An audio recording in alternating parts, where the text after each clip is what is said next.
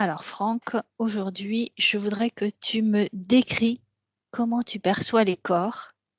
Partons du plus dense, le plus dense que tu le perçois au niveau du subtil. Comment tu vois ce corps le plus dense et comment tu l'appelles?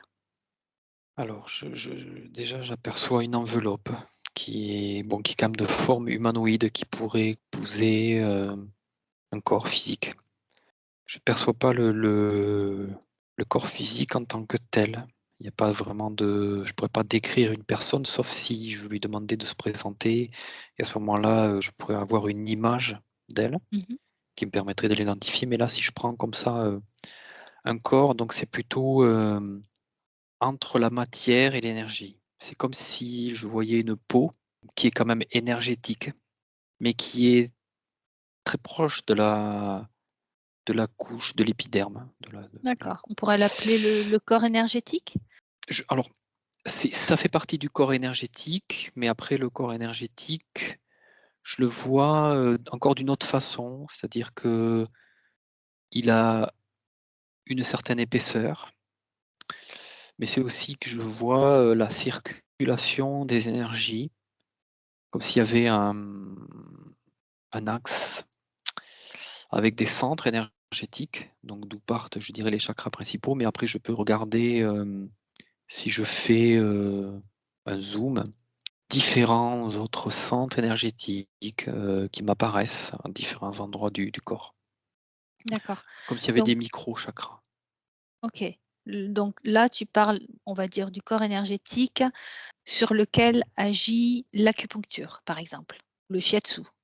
Oui, D'accord. oui, parce que c'est vrai que je peux voir par contre, les liens, parce que lorsque tu m'indiques ces informations, c'est comme si ça me donnait la possibilité de rentrer un peu plus dans la matière. Mmh. Et je peux observer des organes, par exemple, énergétiquement, mais quand même, ils prennent une forme, ils se matérialisent. Ils deviennent des organes énergétiques, on va dire. D'accord. Donc tu peux avoir des informations sur ces organes, s'ils sont en bonne santé, en mauvaise santé, s'il y a un manque d'énergie, un trop plein d'énergie? Oui, je peux voir, oui, s'il y a un afflux énergétique, même s'il y a des mémoires, s'il y a des cristallisations, mais l'organe en soi est une source, d'information. Même ça me dit même un organe manquant. Il y a comme, l'information qui reste dans le corps et qui D'accord. peut qui peut te donner, oui, qui peut t'informer sur son état, sur des mémoires qui peuvent, l'encombrer, qui peuvent subsister à l'intérieur, ou le nourrir aussi. Est-ce que tu peux détecter, ce qu'on Après, appelle, dans le physique des maladies? Et comment ça se manifesterait au niveau énergétique? ce que j'aurais du mal à faire par exemple, c'est donner un symptôme. Parce que, en fait, ce que je vais voir, c'est qu'un organe peut être, énergisé d'une certaine façon, je dirais non conforme à son énergie théorique, tu vois? Je vais dire que ça peut me montrer un organe qui a pour avoir un fonctionnement normal, a une certaine énergie. Il vibre d'une certaine façon, il communique d'une certaine façon avec les autres. Il est dans un puis je ne vais pas forcément le voir seul, je vais le voir dans une synergie avec un ensemble. Et si un organe présente une suractivité énergétique ou au contraire une sous-activité ou un dysfonctionnement, une disharmonie dans cette synergie, ça peut m'indiquer qu'un organe présente un Un déséquilibre déséquilibre, ouais. quelconque. Mais derrière ça, comment ça va se manifester dans la matière? C'est pas évident pour moi de décrire le symptôme. Surtout que ce que ça me montre, c'est que le déséquilibre dans un organe peut générer, je vois des circulations d'énergie dans le corps et c'est d'autres facteurs, d'autres, zones du corps qui peuvent émettre un signal vers le corps Mmh. pour dire: «Il y a D'accord. un problème», mais c'est pas directement à la zone du corps qu'il y a le problème, qu'il énonce. Oui. Donc c'est là où ça peut être compliqué des fois de détecter une origine, parce que si on regarde que à la surface et qu'on dit, «Tiens, il y a ce symptôme dans cette zone-là», ça n'a peut-être parfois pas à voir en totalité avec ça. Même si je vois qu'il y a des liens, tu vois, ça me montre quand même que le symptôme qui va être décrit sur une zone du corps n'est pas non plus anodin, il faut le prendre en compte. Parce que l'organe sait trouver des sortes de points d'émergence dans le corps. Mais voilà, s'arrêter au premier niveau de lecture peut occasionner un manque d'information sur quelque chose de plus originel. Par exemple, que ça peut être facteur de, tu vois, de retard dans la prise d'information de cet organe qui présente un problème, d'où l'émergence parfois aussi de problèmes plus graves, comme des Mmh. cancers qui se déclenchent tout d'un coup là, alors qu'en fait ils étaient émergents et sous-jacents, mais ils n'ont pas été regardés. Ouais. C'est juste un problème en fait, de regarder vraiment l'origine de la cause. Ce que ça me dit, c'est que d'une façon générale, c'est connu, hein, cette chose-là, mais ça demande de l'attention, ça demande une recherche peut-être beaucoup plus approfondie que ce qui ne se fait peut-être trop souvent. D'accord. Bien. Maintenant, regarde au-delà de ce corps énergétique. Est-ce que tu vois une autre zone un peu plus subtile? Quel est-il? Est-ce qu'il a un nom? Oui, je vais dire que c'est globalement ce qu'on appelle, nous, le corps éthérique. D'accord. C'est-à-dire que il y a ce corps énergétique qui fait le lien entre la matière et le reflet de cette matière dans l'énergie.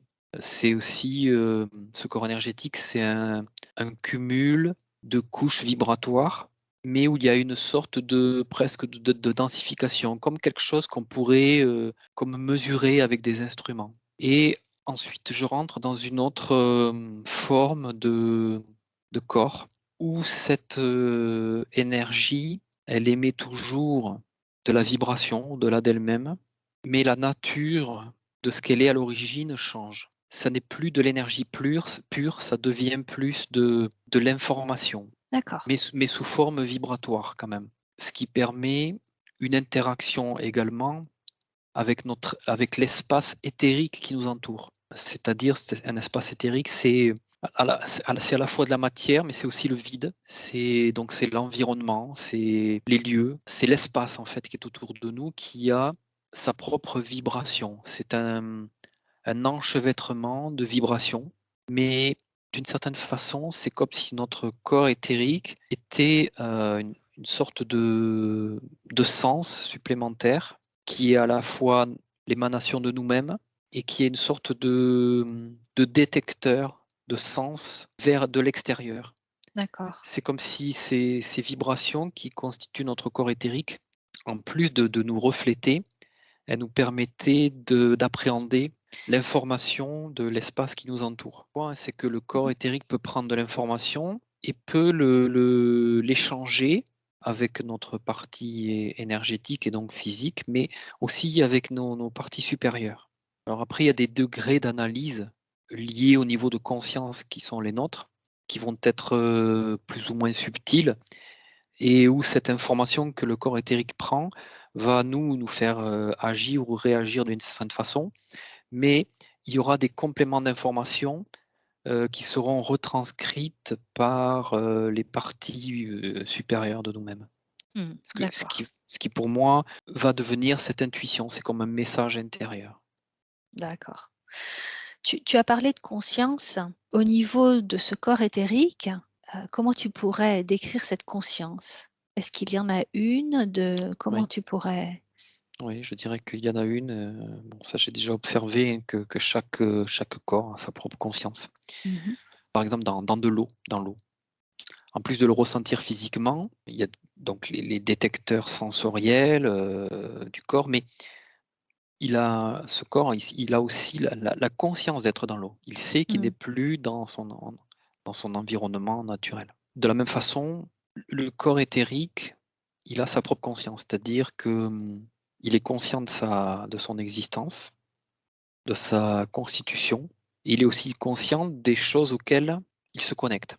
Sa conscience s'alimente des expériences liées aux interactions entre C'est ça. Et ce corps également au éthérique et niveau l'extérieur. au niveau des différents corps, c'est-à-dire le corps énergétique proche de lui et les corps qui sont au-delà du corps éthérique? Est-ce qu'il a conscience de là où il se, entre guillemets, se situe? Le corps éthérique? Oui, Oui. Oui, surtout par rapport au niveau de conscience inférieur. d'accord. Mais quand même, lorsque je pose ça là, le corps éthérique, il a aussi beaucoup plus conscience peut-être que notre conscience, au niveau incarné, qu'on a aussi des corps au invisibles, subtils. Hmm, Le corps éthérique, lui, il a plus cette conscience aussi qu'au-delà de lui-même, il y a d'autres corps avec d'autres niveaux de conscience. d'accord. Comment tu les perçois, ces corps-là? Alors, tu avais dit le corps énergétique comme une seconde peau. Le corps éthérique, tu le vois tout autour? Alors, le corps énergétique, il y a cette seconde peau, mais après il y a une émanation quand même, c'est comme une aura, Ouais. si tu veux. Hmm, Il y a une couche, hein, il y a une épaisseur. Le corps éthérique, lui, je peux le voir se formaliser. Ça p Alors ça peut prendre différentes formes, mais on va dire que c'est plutôt une énergie qui va entourer la personne, hein. Bon, ce que parfois on appelle communément la sphère éthérique, bon, qui n'est pas forcément une forme, parfaite de sphérique, hmm. mais peu importe. Hem, Après, je vois que ce corps-là, il peut être plus ou moins expansé. C'est la conscience aussi qui le fait agir, tu vois? C'est la conscience de ce corps l'utilise, il peut se dilater, comme s'il allait pouvoir prendre de l'information, peut-être au-delà de ce qui nous paraîtrait, mentalisable, formalisable Ouais, mentalement. d'accord. Mais le corps éthérique s'expanse comme ça, d'ailleurs, à l'horizontale, je vois, la verticale, c'est-à-dire que c'est comme si notre corps éthérique pouvait se connecter aussi peut-être sur des plans légèrement différents que notre, plan sur lequel on évolue. Ce plan de la troisième dimension. Ce corps éthérique, il a accès à d'autres plans. D'accord. On parle également du champ mental ou du corps mental et du champ émotionnel ou corps émotionnel. Où est-ce que tu les situes? Pour moi, ils appartiennent à ce corps éthérique global. Alors quand je dis le corps éthérique, c'est toujours un petit peu comme le nom, le corps énergétique, je vois ça comme un sandwich de différentes vibrations qui se combinent et qui créent un ensemble, comme si, il y avait une certaine pareille épaisseur, mais qui est, expansive. Et ce corps mental émotionnel, alors ils vont quand même se connecter à à des chakras principaux et aussi au connectique, au cérébral pour le mental et au ventre pour l'émotionnel. D'accord. C'est comme s'il y avait une prise, Mmh. Pour faire le lien heu jusqu'au physique? oui, il y a un contact privilégié, même si le corps éthérique émotionnel, en tout cas je regarde l'émotionnel là, il est quand même connecté aussi, à tout le corps, de façon en fait tout le corps peut le ressentir cette émotion. C'est comme si même épidermiquement, on pouvait ressentir une émotion. Mais l'information principale, le lien quand même avec le corps énergétique, ça va être voilà, un le chakra, ce chakra du plexus. D'accord, ouais. OK. S'il y a interférence, quel type d'interférence, on peut trouver dans ces corps, dans ce corps éthérique? Alors c'est multiple, hein, déjà, alors ce que j'ai déjà pu observer, bon, c'est des déséquilibres. Souvent, on observe pour essayer de regarder peut-être avoir un état de la personne, s'il y a un équilibre ou un déséquilibre au niveau de ce corps mental émotionnel. C'est comme si j'arrivais, si tu veux, à leur demander de se mettre, en retrait et prendre une autre forme, parce que parfois dans la succession des couches, c'est un peu plus compliqué et quand ils prennent cette autre forme, ça me permet de voir s'il y a un corps qui est plus menant que l'autre. Certaines personnes vont être plus mentales, d'autres plus émotionnelles. Parfois, c'est tout à fait, cohérent et normal pour la personne, mais parfois ça peut dénoter d'un déséquilibre. Donc on peut toujours regarder cet aspect-là et voir si c'est conforme à son état originel et quelle en est l'explication, parce qu'il y a souvent des explications derrière et ou alors si ce déséquilibre est vraiment un déséquilibre occasionné par une problématique et où un corps ne permettrait pas de s'exprimer autant qu'il le pourrait et donc il peut y avoir un déséquilibre chez une personne. D'accord. Mais globalement, donc, ces corps, voilà, font partie de cette empreinte éthérique. Et Et après, ouais, je reviens sur ton autre enfin, sur mmh ta question. Je peux observer des sortes de, alors, des porosités, on va dire, au niveau du corps éthérique. D'accord. C'est Oui, tu comme si, disais qu'il était en relation avec l'environnement, l'extérieur, les énergies qui gravitent autour. Donc, justement, regarde quelles interférences ce corps peut subir. alors, je sais pas si je peux répondre comme ça. Quelles interférences? En fait, il peut tout subir, Oui, globalement. mais est-ce que ce sont des interférences qui ont un rapport avec les fréquences, les vibrations de ce corps? Oui, oui, il peut y avoir. Je dirais que si le corps lui-même, il exprime quelque chose au niveau de sa partie éthérique, il peut générer, par exemple, cette fameuse porosité. Mmh. Ça peut générer des, comment dire, des points d'accès à une partie éthérique qui serait plus à l'intérieur. Tu vois? C'est comme si, un corps «parfait» entre guillemets, parce que je ne sais pas si ça existe, mais, une partie éthérique qui serait, globalement satisfaisante, il est assez hermétique. Il permet certes des transferts d'informations, Mmh. mais il est hermétique aux énergies, aux égrégores, comment dire? Aux ondes aussi, je vois aux ondes. Tout c'est-à-dire qu'un corps, il a besoin d'une protection par rapport aussi à tous les systèmes qui nous entourent, qui propulsent des ondes sur nous, qui peuvent agresser, Mmh. le corps et le corps éthérique, d'une certaine façon, s'il est satisfaisant dans sa fonction, il protège aussi l'individu de ça. D'accord. Même s'il y a toujours des ondes, je vois, qui traversent et qui ont un contact plus direct avec la matière, ce corps-là peut être hermétique à certaines vibrations plus subtiles que ces ondes ont. D'accord. Donc, il peut subir, des agressions, avoir des porosités, des failles, c'est ça? Oui, après les failles, elles peuvent être d'origine, pareil diverses, mais, ça me montre quand même la peut-être, je ne sais pas si c'est la plus importante, mais ça me montre ça, c'est que, une personne qui ne se sentirait pas, qui n'aurait pas intégré complètement sa souveraineté, pourrait émettre, autour d'elle, dans son champ vibratoire, une certaine porosité qui pourrait être perçue par des énergies extérieures comme des points d'entrée, des failles, pouvant D'accord. permettre à certaines énergies, voilà, de venir interférer la personne. D'accord, très bien. Alors, on va continuer cette exploration. Tu regardes au-delà de ce corps éthérique. Donc, comment sont les vibrations? Comment tu l'expliques? Comment tu perçois tout ça? Dis-moi comment tu procèdes. Est-ce que tu augmentes en fréquence? Disons que, alors spontanément, moi ça m'emmène, cette fois sur les parties supérieures. D'accord. Mais, parce que quand tu me dis au-delà, ça peut pour moi porter à confusion. Parce que d'une certaine façon, ce corps éthérique, j'ai l'impression qu'il peut s'expanser, extrêmement loin. Donc du coup, est-ce qu'il y a une limite à ce corps éthérique? Mmh. Dans une certaine mesure, oui, mais au niveau informationnel, en fait, il y a une expansion de ce champ D'accord. éthérique à travers presque le cosmos. C'est comme s'il avait une certaine capacité à délivrer de l'information dans le tout.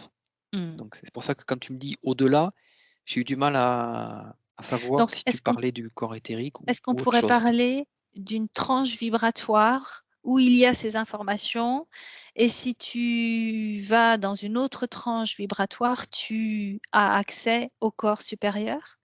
Alors ce qui est sûr, c'est que la vibration n'est pas la même, la fonction, la nature, la conscience de ça n'est pas la même.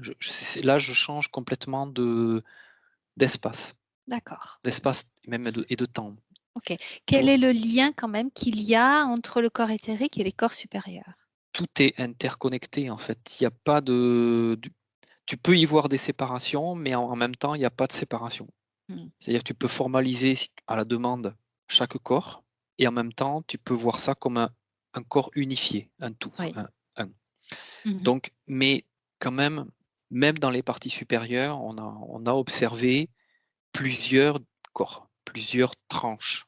C'est un petit peu une poupée russe version infinie, quoi. C'est des corps dans des corps où tout se combine, tout s'interconnecte, des racines je dirais jusqu'à la connexion la plus lointaine de nous au niveau de ce que nous on appelle la source. Mais voilà, il y a cette unité.